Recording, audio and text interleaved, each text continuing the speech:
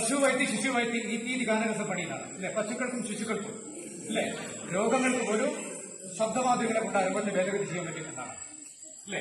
ആ ശബ്ദമാധുര്യമാണ് നമുക്ക് നൽകിയിരിക്കുന്നത്. അതുകൊണ്ട് എത്ര സമുദ്രം കിടന്നാലും ഏത് കടൽ കിടന്നാലും ഹൃദയഭാഗം ശ്രീകോവില് മാതാപിതാക്കന്മാരുടെ പ്രതിഷ്ഠയോടൊപ്പം ഈശ്വരങ്ങളുടെ ഇഷ്ടകൂടി കണ്ണീരില്ലാതെ ആനന്ദങ്ങളോടുകൂടി തട്ടിത്താലോട് ചരകരിക്കും നിന്ന് ചെറുത്തുകൂടിയ കണ്ണീര് വേണ്ട അല്പം നിശ്ചയിക്കാൻ ഒറ്റമാർക്ക്